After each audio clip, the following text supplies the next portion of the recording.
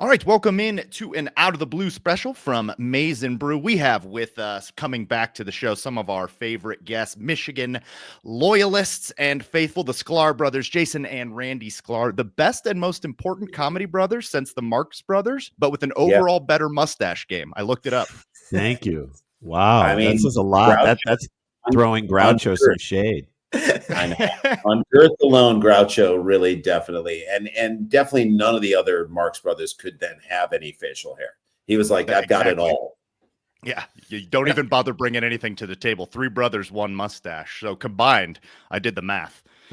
That's a Jared, website. I'm so honored to have been introduced before your hetero life partner, Andy Bailey. But he's here too. I'll let you do your thing. Yeah, Andy's here too. My hetero life mate, Andy Bailey. We've got the Sklar brothers to talk some Michigan football. Gentlemen, the first of the season, our first guest of the season to kind of talk through a little bit of like where we ended last year, but more so we're looking forward at this point. We did our spring game draft last night. We wanted to talk the roster with you guys. So, Randy, you're on the big screen to start. So we're going to start with you, and we're going to kind of just have a conversation here. So I'm going to throw it to you. What position group intrigues you the most on this roster? Where do you think this conversation should begin? So I think, to me, the defense is the thing I'm the most excited about. And I can only speak to it in terms of when, we're St. Louis Cardinals baseball for St. Louis. And there was a period of time when a young Michael Waka was pitching, and it was like at the end in the postseason against Pittsburgh. And I just remember, I don't particularly love to watch the team I'm rooting for play defense, but I loved watching this guy pitch because he just mowed people down. And I am super bullish on this defense, and I think it literally starts up front. I don't think people are giving Rayshon Benny enough gas. We got to gas that dude up because he's the guy getting through at the end of the Ohio State game, getting held on every play. You listen to him, he's screaming like, what's going on? And he's still getting through. He's just, I think he is going to be a lot better than, he's not Mason Graham, but he might be Kenneth Grant. He might be close to that in terms of production, what he does, certainly in terms of disrupting up the middle. And then I just think it's like waves and waves of dudes, which we didn't have last year, which I think hurt our team. So, what is a fresh Mason Graham? Jay and I have always talked about this in baseball. Like, we love looking back at the old stats, but like Tony Gwynn, great hitter, one of the best of all time, may he rest in peace. George Brett, when these guys approach their near 400 seasons, how many hits did they get off of starting pitching after the 6th inning?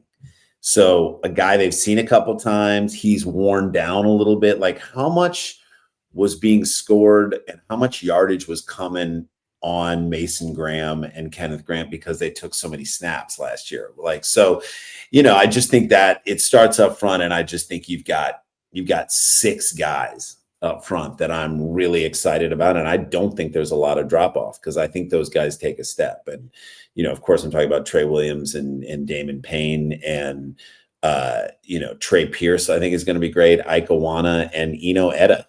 Like, ending your crusher line at the end on 2 vowels, Etta, Iwana. I love it. I love these guys. So I'm excited about that, but we can get into the whole defense, but that group intrigues me the most. I feel like they're going to be the anchor for the defense, but then of course the team itself. So the defensive tackle position this year reminds me of the edge position going from 2021 to 2022, where you lose Aiden Hutchinson and David Ajabo, and everybody's like, where do we go next? What now? But then you have Iyabi Yoki, Jalen Harrell, Braden McGregor, Mike Morris, and all these guys step up, and you do it in waves, and you lead that first game of the season against Colorado State with like 7 sacks, and then it's like, oh, okay, I think we're good now. And I think that's where you're going to see it this year on the interior. I'm with you, Randy. I'm a huge Rayshon Benny fan. I took him number 1 last night in our spring draft. I think he's going to be, I love it. I think he's stellar.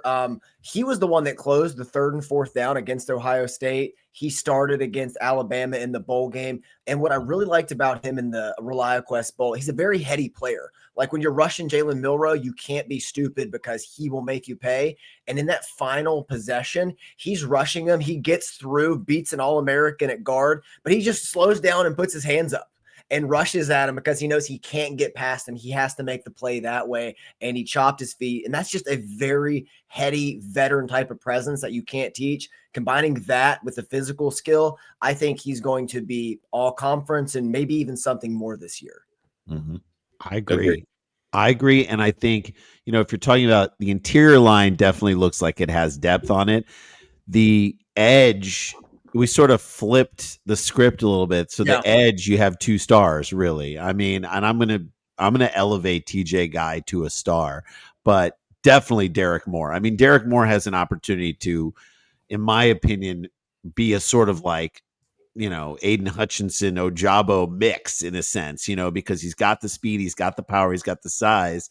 And here's a guy who could, if healthy coming into the season and getting the majority of the snaps on that side, I mean, could he get 14, 15 sacks in a season? Maybe. I mean, you watched him in the Alabama game. We watched him, 2 years in a row in the Alabama game, but you see how he has sort of grown through the years. And I think getting him to come back is a huge, huge boon for that defensive line. And, if those guys can be space eaters in the middle, then you got this guy on the side coming, fast from the outside. I think either he's going to force some stuff back to the middle where Benny can come up the middle and get some sacks, or he's going to be sort of a combination of all of our best edge rushers in the last few years. Yeah, last night I took him ahead of TJ Guy, but it's close. I had him 1A, 1B. I think this is a true pair of edge rushers. TJ Guy, just like the body alone, that is a large human being. We've been on Guy Island on this podcast since what has he been in 2021 Big Ten championship. We have been riding this guy. Riding this. The Maryland game, his sophomore year or freshman year, where he had no one could bring, not Tua, it was Talia. No one could bring him down. And he sacks him twice at the end of that game. He flashed in that way. And you say to yourself, all right, this guy's great. And then he totally fulfilled everything we hoped he would be last year. And now he's back. And that doesn't even speak.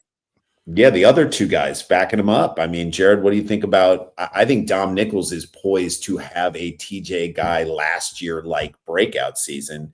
Cam Brandt too. And I like it because I'm Moore and Guy are gone after this year, but those 2 guys step in and become the guys next year.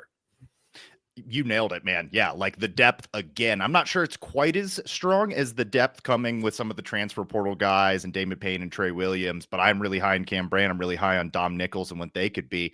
And also, as you brought up when we were texting about it, there's some young guys waiting in the wings, like Nate Marshall, Devin Baxter, Lugard at Kapoy. We lost Emerick Kumba yesterday, I think. But we still have Lugard in there, so we still have another complicated French-sounding name that I'm going to butcher 3 to 4 times. Edek Paed. So Jay and I went, and when we were honorary captains, lucky enough to be honorary captains for the Minnesota game last year, hanging out in the locker room, just protecting the brown jug because it's ours. Let's be honest. It's ours. We got to protect it. The fact that thing carried the water for everyone in 1900, I'm how much was dehydrated were they? They were very hydration, not a thing. The Spanish flu going around too. Yeah. Nice. Yeah, okay, we're gonna just share this thing. I look at a drinking fountain today post-COVID, and I'm like, what are we even doing? Rip this thing out of here, okay? What are we even doing? But we're in there, and I'm looking at Lugard Edek last year, and he's thin, but he is all of 6'7". He fills a doorway. You put some weight on that guy, he starts learning the system. And this year he doesn't have to come in this year. Give him some garbage minutes in some of these games and whatnot, and let him then get to the next year, because I do believe he and Devin Baxter, or he and Nate Marshall, if Marshall passes Baxter and Marshall looks really good, he could be that get some Dom Nichols minutes this year. Well, but if he's that guy, then they're healthy. That's a healthy, in my opinion, that's the rotation you really are excited. And if you're looking at a crowded room, not to move to another position group, but there's a lot of talent in the linebacker room. And if they're wanting to use Jayshawn Barham on the edge, because another guy we saw up close, that is a big stack, just built dude who freak, man. Freak. Bigger than Josiah Stewart, in stature. 6 feet, and he's 6'3", and he's just 4, maybe. He's like a god. And that's a guy who you're like, ooh, I wonder if they just put him on the edge and just say, go wild and just speed rush out the outside. Like, I think you could get there. And so I think you may see him in an edge role a bunch just to get Cole Sullivan and get. So yeah, but let's talk about that. And again, I want to hear your guys. We don't want to talk the whole time, but like, no, Cook. But Andy and Jared, what if they do use, and Wink does use Barham to do kind of, and by the way, I love every person who screws up his name and calls him Barnum. There's like a whole bunch of people like who are deep insiders and call him Jason Barnum. So Barham, I love that, like the idea of using him, even like pushing him up on the line as a fifth guy on that line, to stunt Dan Reaver out. That opens the door for that type of play for Cole Sullivan the next year, in my opinion. If you're showing the roadmap for how to use a guy who could be an edge or a linebacker. So I just think the edge room is like deeper than we think it is going to be. And you have guys in the wings waiting to come up. And 2 stars in front. The Barham X factor is so fascinating to me because I don't know how they're going to use him yet. Last year, he was a little raw as a rusher, like a little more raw than I think I anticipated. Even Jimmy Rolder looked like a better rusher at times, but he's been working in the offseason, and all reports have been that he's getting better. And I think he's going to be deployed smarter. As we saw last year, took Wink Martindale a little bit to grasp the roster and understanding of it. And I think you're going to see Barham on the edge more and start running some twists and some stunts and use his movement. Because by the Ohio State game, he was used everywhere. He was playing linebacker, but it was kind of like a hybrid Jabril Peppers Viper type role because he was in coverage a ton in that game and really excelling. And I think he'll be allowed to do more of that because of Jimmy Rolder, Jaden Hood, Cole Sullivan, Troy Bowles, and guys like that are going to emerge and be able to support him as more of a traditional linebacker. Well, NOB, baby. NOB. Don't forget him. Yeah, that's Jared's guy. I mean, of Jared, course. do we have a weight? Do we have a weight on NOB at this point? Because I know he came in around like 205. It's still light. He's still light. It's like but I mean, last year we saw Cole Sullivan put on 20 pounds in a summer, so not out of the realm of possibility. Well, what is Wink Martindale and what do these guys say? If certainly in this style, this Raven style defense, what is the most effective? It's when you got a bunch of guys on the field and the quarterback and the offense does not know where they're going to play. So if you have guys that can do multiple things, a multitude of possibilities, then you can disguise everything. Exactly. You can drop in coverage. You can rush him. You can play him straight up as a linebacker. You can rush him from the linebacker position. Like there's so many things you can do with a guy who can play 2 or 3 positions. And that gives Wink just more. I mean, it's exciting to me, the idea of like rush him in and then drop Mason Curtis from a nickel spot to a linebacker spot. Here and then go. You're covered. Do you know what I'm saying? Like now he's got the size. Reading our minds. Chess pieces, right, guys? It's like it becomes positionless, kind of like basketball. Right. Yeah, absolutely. And that's a great transition because this secondary was the other room that I personally was very fascinated in because of guys like Mason Curtis, who can be really the utility type players, but then also guys that started to flash last year. I'm a big Brandon Hillman guy. Really like what I saw from Jair Hill, but Zeke Berry, gentlemen, we talked about the first time you ever came on this podcast. And I think that after the switch to boundary last year, I think we were vindicated. I feel like we are now in the right there. And Zeke Berry is such a physical player out there. Andy thinks he is ahead of Jair Hill. Where are you guys at on this cornerback room in general?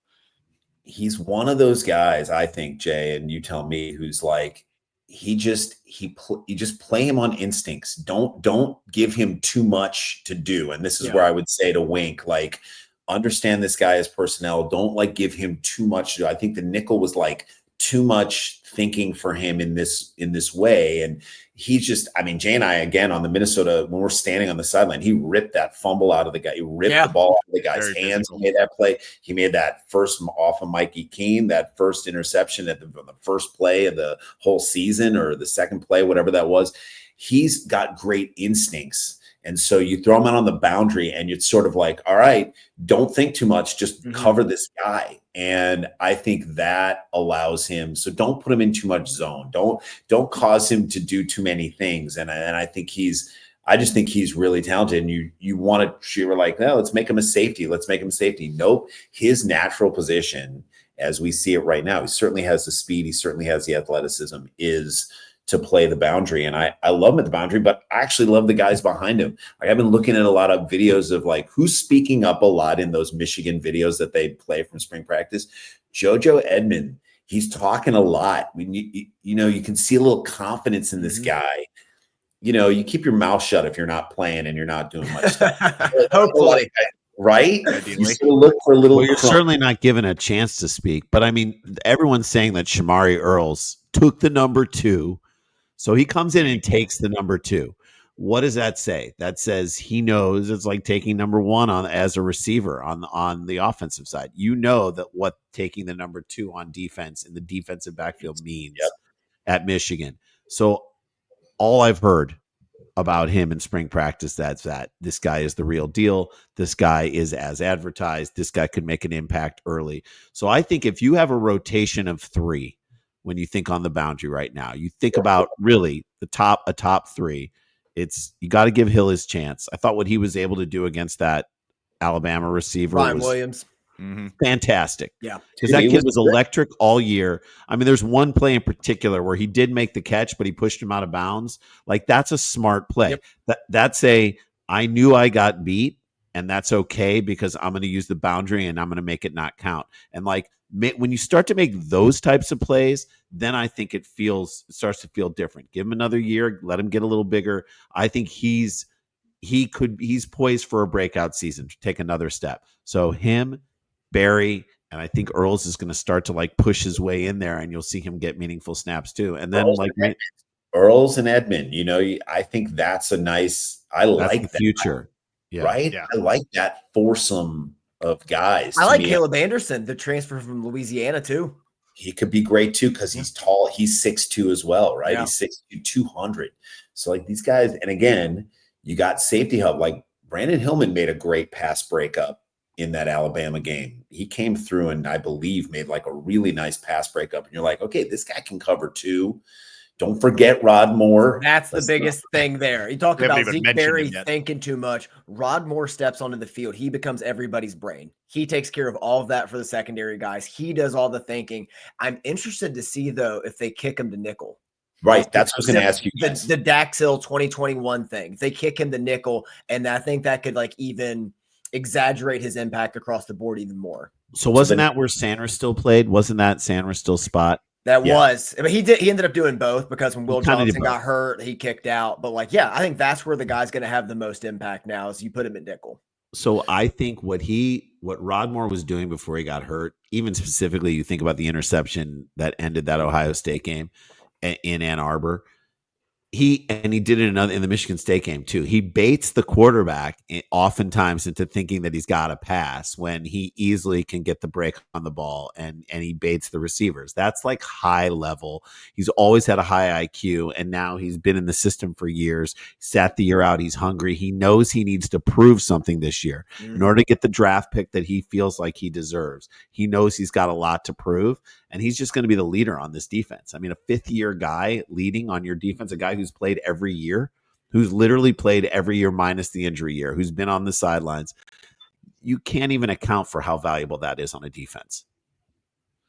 Yeah, and I mean, I think it's going to depend on when you're back to your original question there of like, does he play a little bit more at the nickel? I think it'll depend on how comfortable they feel about the other safety positions. I would say Brandon Hillman probably has one of those locked down, and there's certainly some names there, whether it be Jaden Mangum, whether it be one of the younger guys. I've always been a Jacob Oden guy, but I haven't really heard much. Mason Curtis is very interesting. Where does he play on this? So I agree, and it'll just depend on who pops at that other safety position. Don't forget the Metcalf brothers. I mean, TJ Metcalf, like I believe he is a guy who will contribute more than Wesley Walker did this past year. And he wasn't bad. He made that great play. He developed into a great player. Yeah, exactly. And I actually think that Metcalf probably has maybe a little more athleticism to him. And so, I feel great about that. And Metcalf's only the brothers was now going to be a sophomore, and the older one, TJ. Tevis is a sophomore, TJ is a junior. So you have him another year after this, which I love. It's kind of like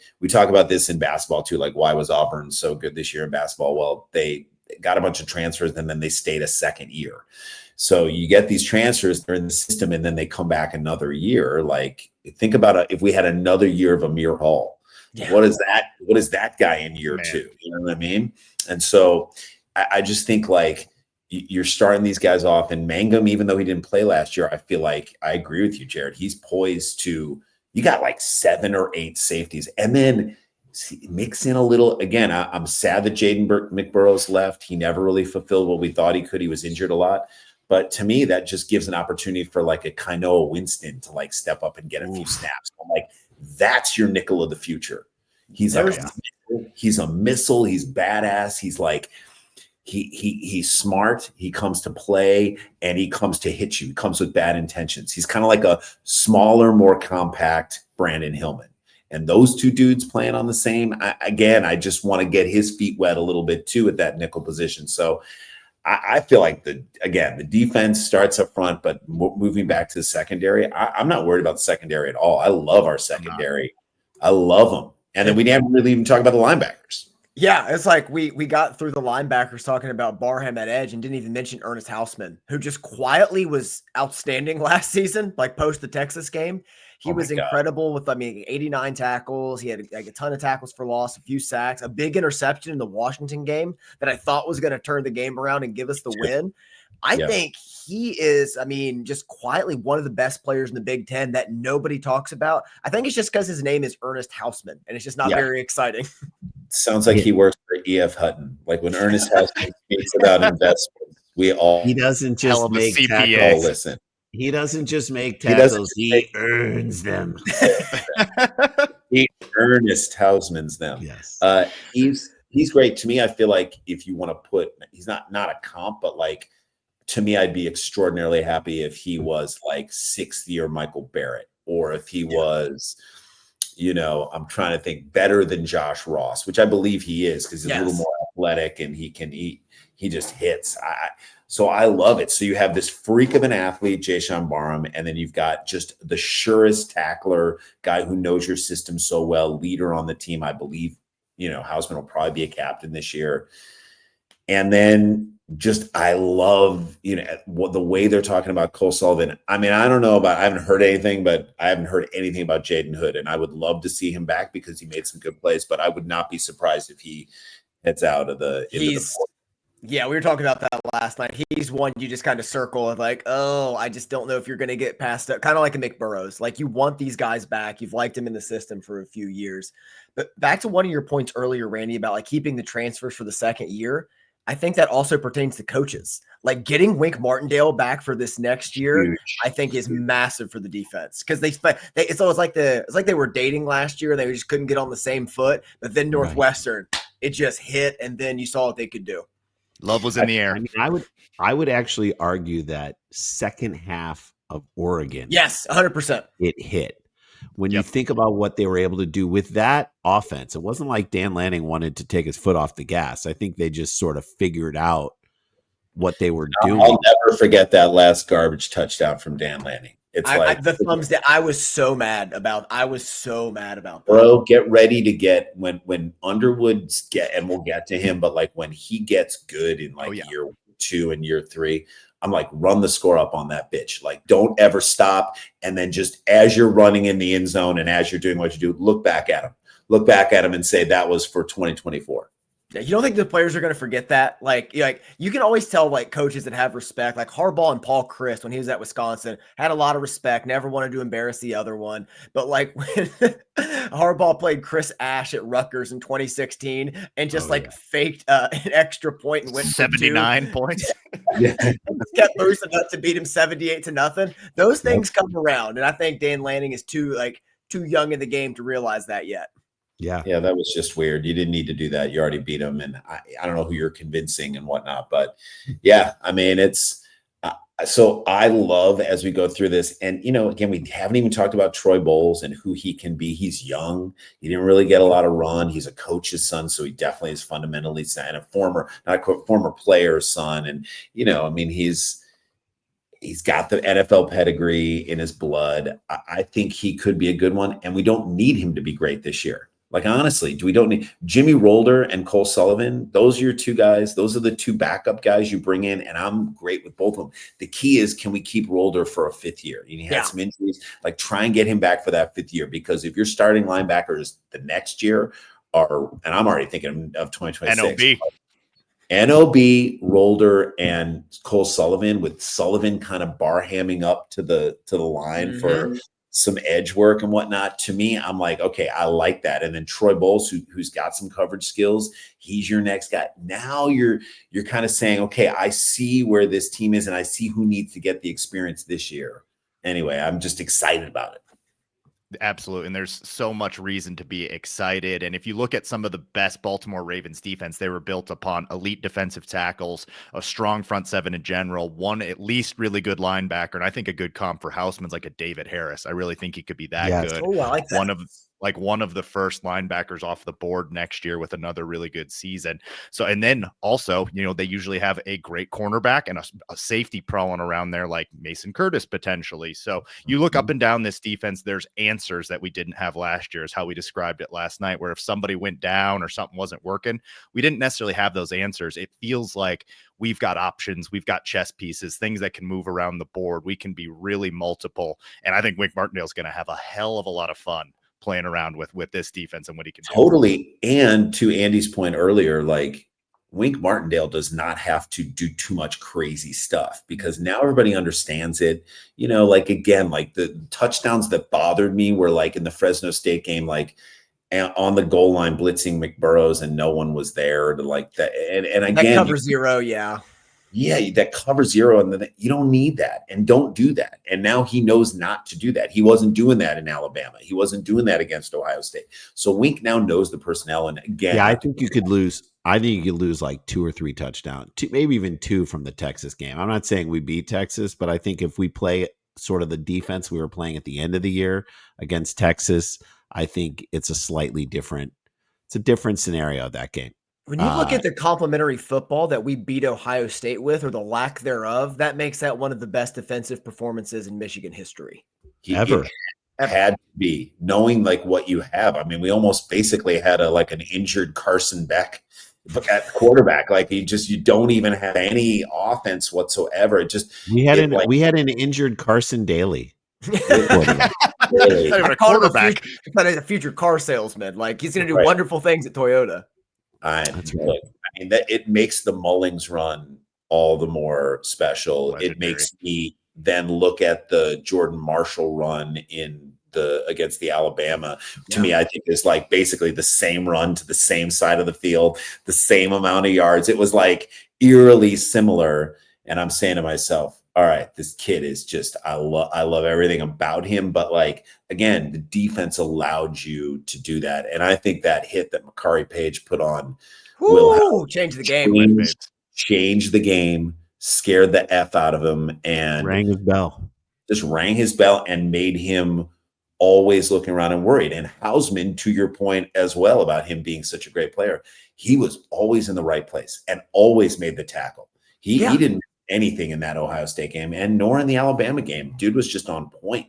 On that Makari Page hit, he plays the zone read perfectly. Like, he plays the running back, and then he plays the quarterback and chases him down, and was going to make the tackle. It would have been close to a first down, but then it gives Page enough time to come down and collapse and make the hit, because Will Howard's angle had to be so wide. It was just textbook. Like, the more I watch it and look at like what Hausman's doing on the field, he's always impacting the geometry in some kind of way and setting other people up if he's not making the play himself. Do you guys see a little, and I think a little Mason Curtis, little Makari Page in Mason Curtis? Because when the switch to Makari to go to nickel, a taller nickel, got to throw it over him. He can guard like bigger guys coming through there and whatnot. But Mason Curtis is 6'5". He's an inch taller than Makari Page. He's so big. Right? Unreal big.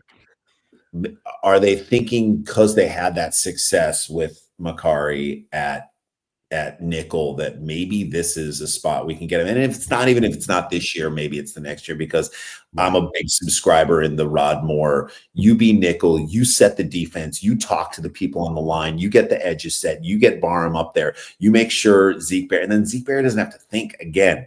You get him into the right coverages, and Jair Harold too, but like you have this coach on the field doing that, which is what Sanders still did. So I'm not saying definitely put Mason Curtis there, but I think they had some success with a bigger guy there with Macari at the end. And that was some of Macari's best football he played, let's be honest. Yeah, absolutely. My comp for Mason Curtis was actually Ernest Shazer, who I think was like 6'4", and just a massive, massive safety back there. So that could be a possibility. Andy and I think you mentioned it as well, Randy, like kind of were interested in the idea of a move to linebacker there, adding some depth there, and then you become just a really, really good coverage linebacker, a la Alex Anzalone for the Detroit Lions, somebody like that. That's a valuable piece as well. So yeah, I like a lot of the ideas out there, and yeah, we kind of touched on some of the young guys that we're high on. I'm just a little nervous with this depth if we're even able to pepper those young guys in, maybe in some of the early blowouts. But I have to imagine there's just a lot of depth. Get him in. You want them to know that they're going to play, like make them aware. Sometimes it's best to, even if you're not getting the playing time, make guys aware of what the depth chart looks like next year. Let them know that like, this is your spot. This is where you go. If you do everything right, you can plug in and you can take over when this guy leaves, because we're going to have a lot of departures next year. You think of like 6, 7, 8 guys on defense are going to be out next year. So who's going to step up? And I'm not worried. I mean, again, you've got like a safety. We're not even talking Jordan Young. I mean, like this kid is athletic. This kid's going to be great. And even if he's not great this year, I get excited about Jordan Young and Kano Winston as like your two, though, and Jacob Oden, like those guys. Jaden Sanders as a you have a lot.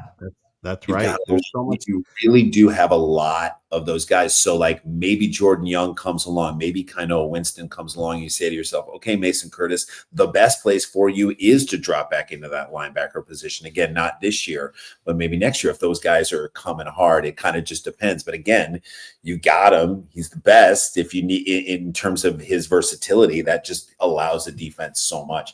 So here's my question to you guys. Let's say we're lucky enough to get him for this year. If we don't have him next year, who on the defensive coaching staff do you want to see him groomed to be his heir apparent? Because I have who I think it is, but I'm curious to hear who Jared, who you think, and then Andy, who you think, and then Jay. Fascinating question. On the current roster, we had a couple people in mind that are no longer on the current roster, but I would probably look into the secondary. If you wanted a recruiter, maybe Brian Jean Mary, but I would probably look at like Steve Clinkscale is probably who I would look at. Yeah, that's who I'm got in mind. If we're going only on the roster, though, that's an interesting one. Who did you Big Lou Esposito? I was Lamar Morgan for me. Lamar Morgan for me too, Andy. I mean, I just think that guy, you hear him talk and you're like, he's young, he can relate to everybody, he's seeing everything from the back. And yeah, I mean, I could easily see a co-DC with him and Lou, but I just think if with that in mind, you definitely want him in Wink's hip the whole time. He's understanding what they're calling so that it's just continuity moving from the next year. Well, here I'm going to say this. I'm going to say this, and I think this will be a nice transition, because I think we feel like the defense is like, at this point, one of your favorite dishes at a restaurant that you're coming to. You know it's going to be good. You know what's coming. Offense, bit of a wild card, and we're hopeful. We're going to have to make some like leaps a little bit, and we're going to try some things we haven't tried before. We're going to put escargot at the bottom of a dish and see if that's some button mushrooms. Do we like it? Right, exactly. We don't know what this chef can do, but let's talk offense. Let him cook. It's like Anthony Bourdain talking about 3-day-old halibut in The Big Short. He's like, yeah, you chop it up, you make it a stew, but it's its own new thing. You see, it's all different now. And that's kind of how the offense feels under Chip Lindsey. So he's taking over and bringing his system. It's like, well, there's a lot of similar pieces, but like obviously there's some new ingredients, a la Bryce Underwood, the best quarterback in the country.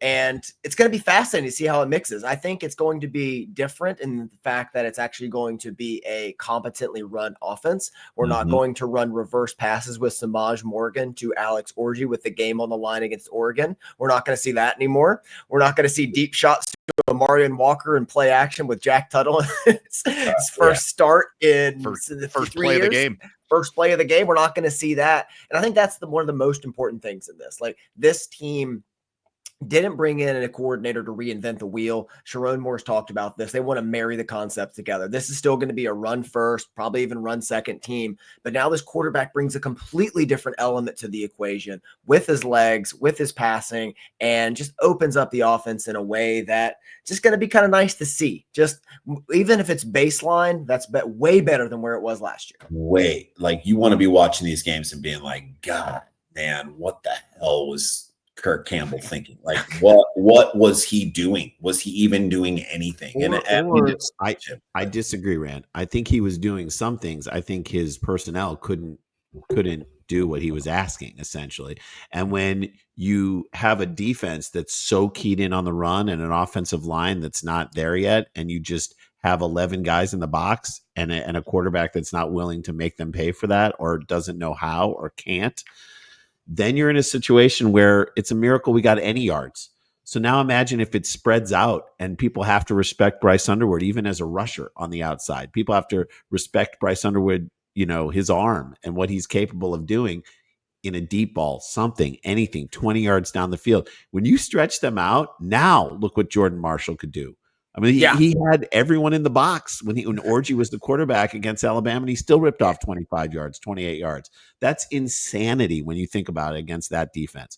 So imagine when holes are open and you've got guys running downfield, and then you see Marshall run up the middle. I mean, I think you're spot on. Kirk Campbell really was coaching like JJ McCarthy was still on the roster last year, and he can bail you out of 3rd and 7 and 3rd and long. And it just wasn't the case. And what makes me really bullish about Chip Lindsey and diving into what he was doing at North Carolina is they were decimated at the quarterback position last year, but the offense didn't fall apart. They still had a 1,600-yard rusher. They still found a way to make things work. And I think having that and seeing what he did with nothing at the quarterback position, like, you're going to fit right in at Michigan. Like, we can find a way, but then bringing in Underwood takes everything. I mean, I don't even know how to quantify that kind of impact and what it could potentially be. So I feel good about 3 offensive line spots as starters. And Jared, I think you know which ones I'm talking about, but I think so. I feel good about Sprague. I think he's going to take a leap. He's big. He played really well at the end of the year, and that should give him confidence playing whoever he's playing against, because whatever you're playing against is not going to be Alabama. I mean, maybe Oklahoma brings a little bit of athleticism and whatnot, and Nebraska is just going to be a crazy environment and whatnot to play. But Michigan State is going to be just a rock fight. But you having played Ohio State and played at Ohio State and playing Alabama, this kid, I think he was my favorite of that class, and I think he's going to be great. I definitely think Crippen will be fine. Someone said he was playing injured a lot last year. I don't know if you guys heard that, but maybe that stopped him a little bit from being. I heard that rumor, and that kind of made sense. I'm like, why isn't he moving guys a little bit more? Why are we explains the positional battle too last year with Gadis? Right, because I didn't think Gadis really had it. And I'm like, I want to see Crippen take a step. And Joel Hadi, I think on the left side will be better. Yeah. He's saying it's a more comfortable spot for him. And you just know with those guys, I thought he played pretty well there on the left side the year before. So I like those 3. I'm excited about Nathan Afobe. I think he seems like a fun guy. Like, he seems fun. He's like, there's like a little Trente Jones, like, fun to him. And I'm like, he's just a big dude, and I want to see him start mauling people. I think this is your time, kid. Like, go get it. Link is definitely a bit of a conundrum. He played well in that last game. Can he handle it again? I was frustrated with him all year, as I don't know if you guys were, but I just was like, this guy's like a turnstile over there. He is getting beat, and he's learning on the job, and it is not going well. So we dubbed him the missing link at one point. We were not high on him, but I also don't want to like elevate Sprague, who didn't play most of the year and came in and had the one good game when Link also had a good game in ReliaQuest Bowl. But together, I'm actually kind of high on the tackles, and we'll see. Andy, I think you believe it's going to be Link left, Sprague right as of right now. But yeah, and I'm equally high on the tackles, and I'm glad you moved to the offensive line, Randy, because so much of our discussion about the quarterback is going to depend on how good this offensive line can be. Anybody that watches Michigan knows as the offensive line goes, so goes this team. And do we want to throw a Bryce Underwood out there if this offensive line can't take at least a step? We said last year it needed to be a B plus. I think we ended up grading him out as about a B minus for the overall season, and that might even be being a little generous. I again think this might be generous. I think it needs to be in that B plus A minus range. And then if not, I mean, maybe you don't want to throw Underwood right out there to the Wolves. How do you guys feel about that as far as like what this offensive line will dictate for which quarterback is out there? Well, if Underwood was a statue of a quarterback, I'd say you're right. He's not. Good point. Underwood is John Navarre. It's not right.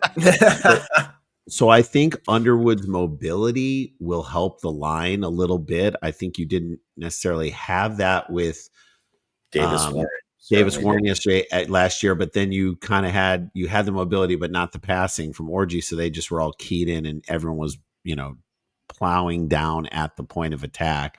Safeties charging in. So I think there's just a different feel to what his capabilities are that make it harder for teams to just straight bull rush at the quarterback, because if he escapes and they're all upfield, then they're in trouble. Then you have a real situation where either he can pass, he can step up in the pocket and pass, or he can just break free and then he's gone. He's Vince Young in a lot of ways. So I think he's his own weapon. He'll paper over. Am I the only one who's excited about some of the highlights I've seen of Jaden Davis in? Yeah, I like him. He's still a wind-up guy, but it just feels like he's a hot candidate to transfer. Like I would, if I were him and I'm in his camp, I'm like, you didn't transfer yet. Do not transfer. Like there's a chance you could get be the best dude you can be, and there's a chance that who knows, Bryce gets hurt or something. There's a chance that you could get significant play here, and I believe that kid. I think he can be better than all of our quarterbacks on the team last year, even though 100%. Yeah. Right? But and I'm saying if we had that type of quarterback, I think he could be better than Cade. I know people have compared him to Cade, but I think he can be better than Cade McNamara, because there's something in him that to me feels, I don't know, scrappier than Cade. Like Cade had it in the beginning, but then he kind of lost it. And I feel like this kid still has it. And I feel like that little X factor, he may not have the strongest arm. He may not be the tallest kid. He may not, have this, that, or the other, but he kind of knows how to win in a weird way. And I think that is valuable at the college level. I certainly think he's more talented than Cade McNamara. Just like 1-to-1. Cade McNamara was to me, I always viewed him as like one of the highest level game managers you could have. Like with a good running game, he can keep you in a game, limit the mistakes and do things. I think Jaden Davis could actually make some plays. But before we get completely off the offensive line, I have to express my just unconditional love for Brady Norton, the Cal Poly transfer. His quote today about Ohio State and talking about how they go. I love everything what he's doing. Nathan Afobe just said he's a flat out dog. He flips a switch when he's out there. The beat Ohio drills, he just turns into like a madman. I just love my offensive lineman, a little bit unhinged in a good way. Yeah, I think he's great, and he could be that. He could be. You never know. He could sort of take over the Afobe spot, or he definitely could take it. I don't know if he plays. You work him in at tackle. He's 6'3", so he's not as big as you think he's going to be, but in lengthwise. But if Link is not having a good game, put him out there and see what he can do. I mean, we gotta kind of just get through this year. And I also think let's not forget about Lawrence Hattar, man. Hattar He could be, in my opinion, I think he has a lot of upside to him. I wish he was here in the spring, but same. he has some upside to him too. And you got Babalola. We don't know who Babalola is. I know he's not necessarily ready yet, and I know he's not necessarily like a guarantee.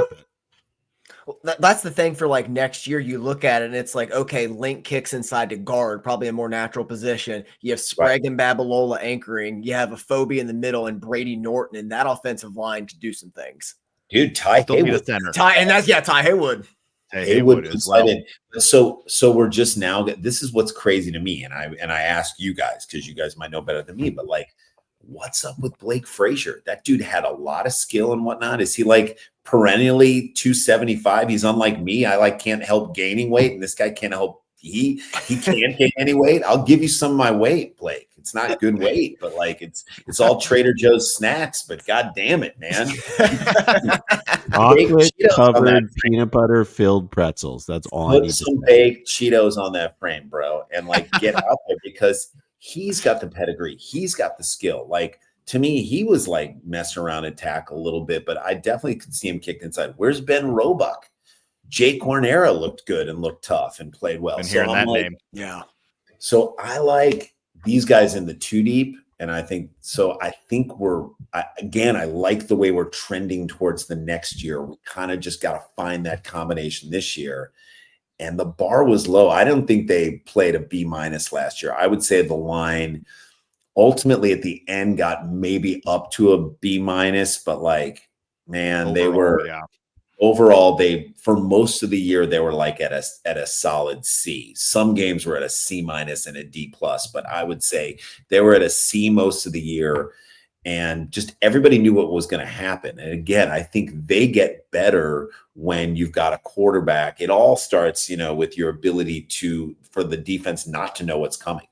Yeah. And so I think that will help the line too. Like what Bryce can do will help the line in terms of like, it's not just going to be a run every time. Yeah. And I mean, speaking of the run, we've got, I think, potential improvement at running back long-term. But this year, I'm interested to see where you think Khalil Mullings running behind that offensive line that we just kind of detailed, going to Jordan Marshall and a Justice Haynes duo backfield. Just lost Benjamin Hall today, unfortunately, who I think was going to figure in slightly to this conversation. But Jordan Marshall, after that ReliaQuest Bowl, is the next one. How high are you guys on this running game? So high. I love him. Jay, what do you think? I mean, I really do think he's like a mix between Mike Hart and Chris Perry. And I know those are lofty Michigan comparisons, but I think he's like a bell cow back. If you want a more recent thing, I think he's a mix between Blake Corum and Hassan Haskins. Like he might not have the speed of Blake Corum, but he's got the power. What he was able to do in the Alabama game with a mediocre to bad line, with 100% the knowledge that they're only just running the ball. There's nothing else they can do. What he was able to do in that scenario was amazing to me. 23 rushes, 100 yards. To get 100 yards on that defense when they knew it was all just going to be him.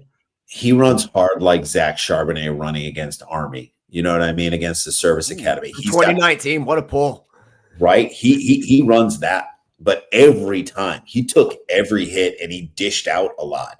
So what's good for him is that what I love is you got Justice Haynes, which means he's not going to have to take every hit. You may keep him fresh. And so like Justice Haynes is running in the second and third quarter. And then all of a sudden when the defense is gassed a little bit and they don't know what's coming on, you bring in a healthy dose of Jordan Marshall in the fourth quarter. And it's like, lights out, baby. Get all your runs this way. I just like it. And he blocks well. He's a great blocker. So, I mean, I love and he's only a sophomore. Yeah. He's going to go down he will go down as one of our favorites, and he will go down definitely, in my opinion, 1,000-yard rusher. I think he could be like a 1,400-yard rusher down the road. But I love the addition of Justice Haynes. And I'm sad that Ben Hall left because he slimmed down, and I would have loved to see what he could do. But I got to be honest with you, those same holes, those same lines, those same reads, those same everything against Alabama, Ben Hall wasn't doing it. And I'm not crapping on him as he gets out the door, but I'm saying like every time he touched the ball at Alabama, I was like, what's going on here, man? I thought what I loved about him was his patience and his vision. And it just looked like he had none, or they just knew what he was doing, and he just got housed. Whereas Marshall would find those holes, and I'm like, every time this kid is like amazing. Not to mention, once Davis Warren gets hurt, Alex Orji comes in, throws the pick, and then after that, Sharon Moore's like, we're not throwing another pass. We're going to hand off to a true freshman the rest of the game to win this game.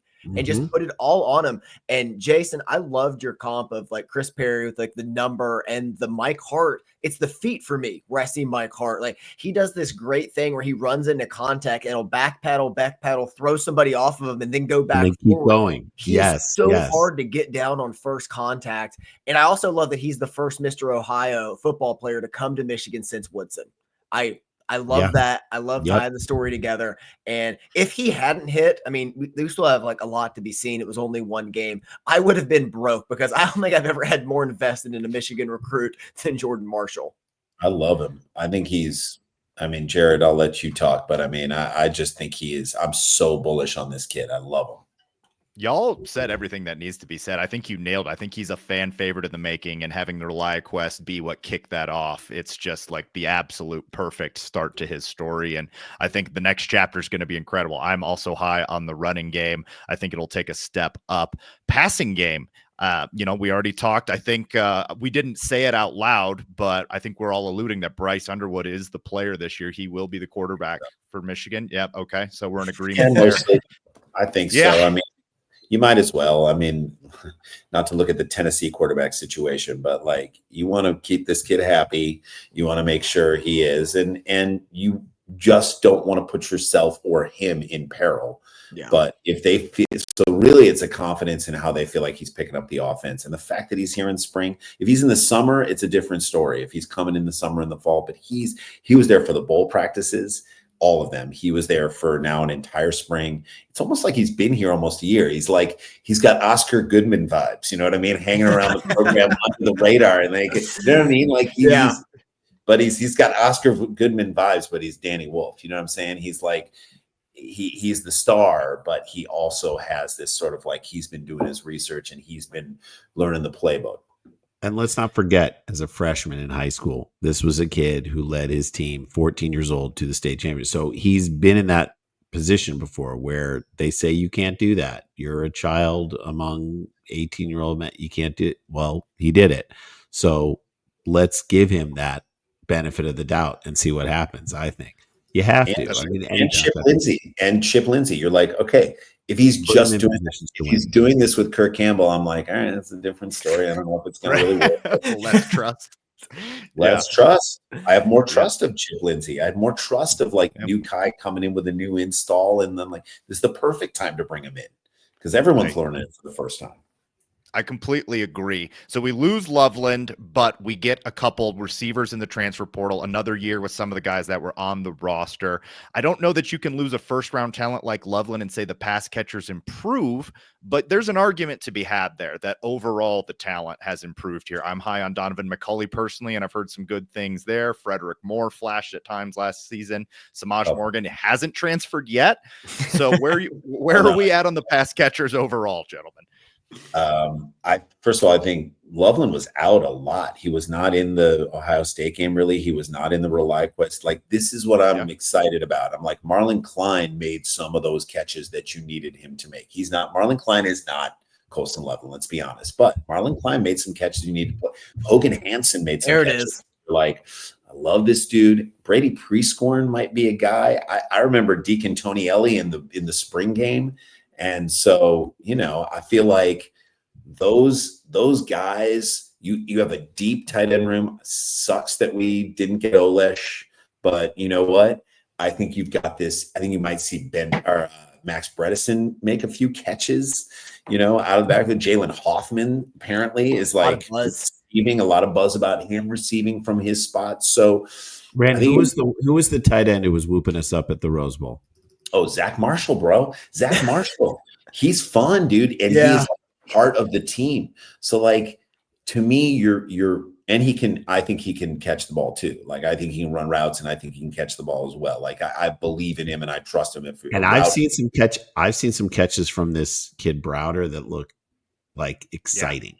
Like that 6'5". Is he 6'4"? He's 6'5". 6'5". 6'5". So him and McCulley, those are two heights we haven't had on the outside in a while. Which, what does that mean? You got a new quarterback. The catch radius is bigger. He doesn't have to be perfect with his passes. Just throw them high and see what your guys can do. Give your players a chance to make plays for you until you become who you need to become. But that's what a guy like that needs. Certainly not the pass catchers we had last year on the outside, which was nobody.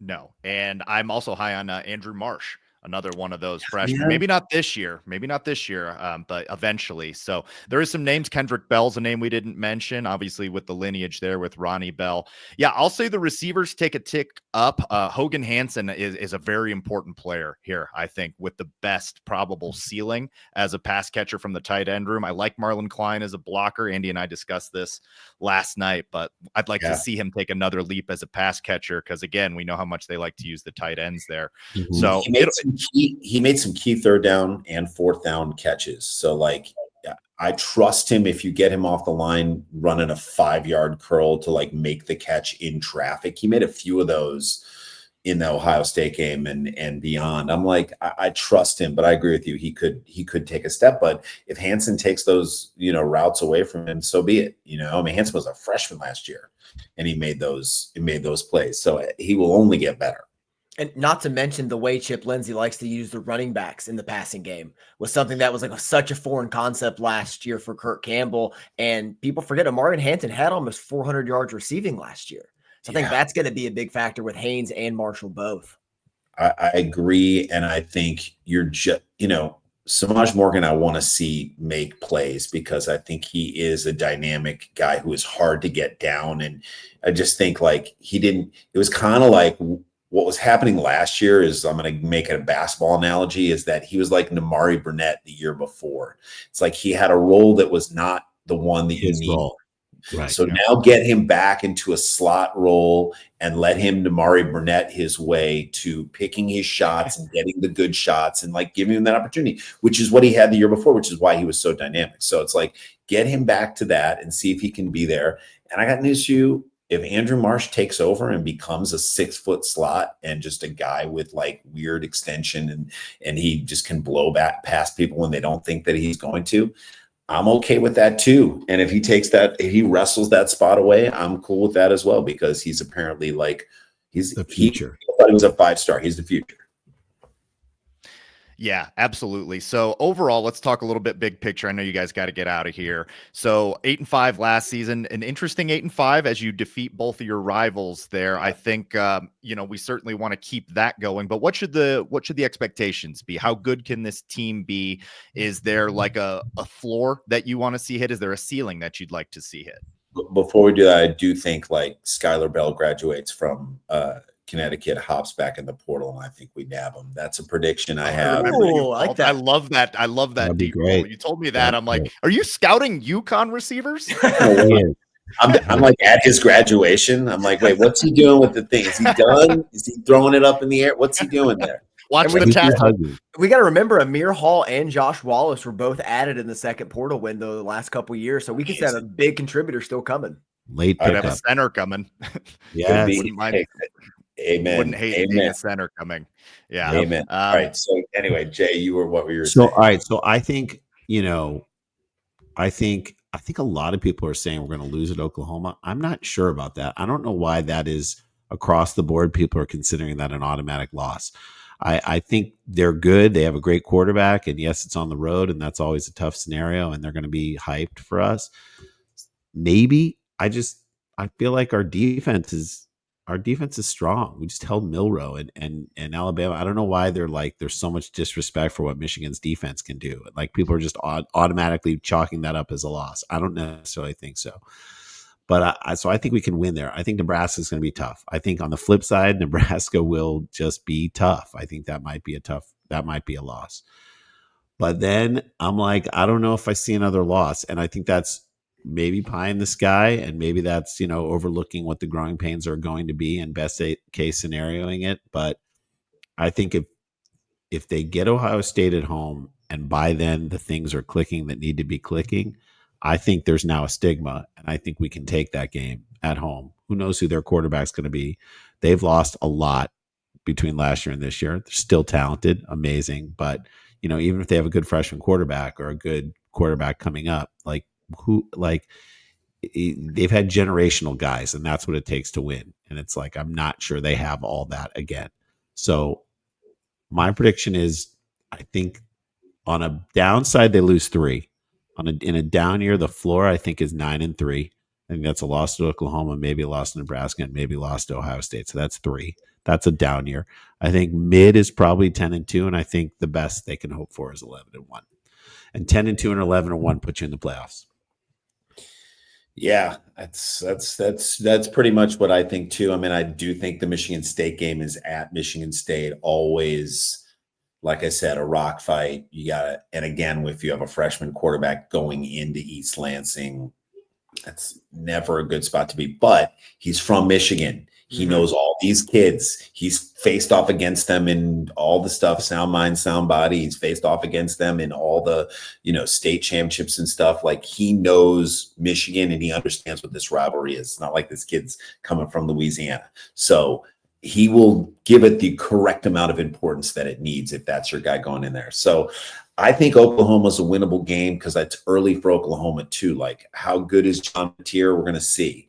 But I definitely am excited to see and defense take him out. And I definitely think, like, you better have a great offensive line. Oklahoma was like, they were 7-6 last year. I don't know what they were, but like they lost a lot of games. They played some good games and they played some tough games, and they were solid in a few instances, but I'm not so sure their offensive line can handle our defensive line. I really don't. Or the things that Wink's going to dial up, or Jason Barham might just have like a game of all games here.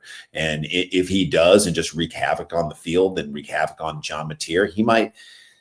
I think we can contain him the way we contained Will Howard. So I think I think that's a win. I agree. Nebraska, that road environment is, I don't know how we came out of there with the win the last time we were there, or the time before when we won like on a weird field. I mean, we've had some rough times at that stadium, and it's like a great place to play. And Matt Rule hates Michigan. He hates, he's like got Brett Bielema style hate for Michigan, right? But so I think that game is, I would say that's probably the one that's going to get you. I have to see how our offense is playing to determine whether or not I feel like, but if I had to right now say that one's going to get you. There might be one other weird one, but I think you wind up beating Ohio State at the end. So I'm going to stake my claim at 10-2. I think a really bad year is 8-4, and then you go into your bowl game and win that, and we're 9-4. That's what I think is a year which is still a little click ahead. And if there's excitement, if you beat Ohio State and if we can build off bowl game excitement for the next year, then I think the next year we have a shot to go undefeated. So I just feel like this year we got to get through this year, but I do think it could be a 10-2 year. I wish I could push back on a lot of that, but I think you boys have your finger on the pulse as per usual. I'm pretty much right in line with that. Andy and I haven't really made our predictions or anything like that yet, as we still have transfer portal windows to open. As far as Nebraska, let's just hope that Dylan Raiola, who copies Patrick Mahomes in all things, pulls a Super Bowl and does a no-show. So, yeah, that would be great. He's pretty committed to the bit. So yes, I mean, gentlemen, he's great. He's a great player, but we'll see what happens. He's good, but we got our own version of that now that we do. Not afraid of being his own man. So, gentlemen, this was great. Thank you so much for your time. Jason and Randy Sklar from View from the Cheap Seats on tour currently. Gentlemen, where can people catch you? Where can they see you? What you got coming up next? When's this going to drop? Is this drop in? This will drop on Thursday, which is, what is that? The 17th. Right. So we are in Austin, Texas at the Moon Tower Comedy Festival. We will have just been in New Orleans.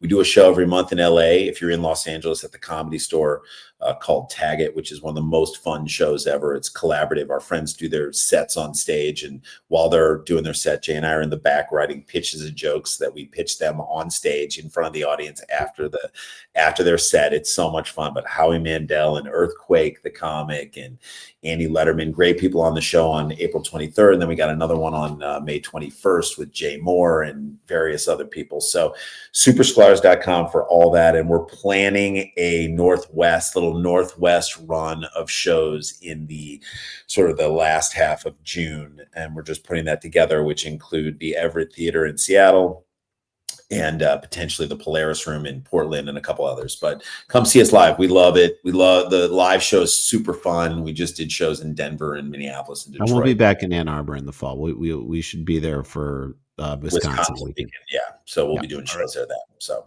thanks, guys. Absolutely. Thanks, boys. Thank you guys so much. We appreciate you. Go Blue, gentlemen. So much fun. See you guys. Bye, y'all.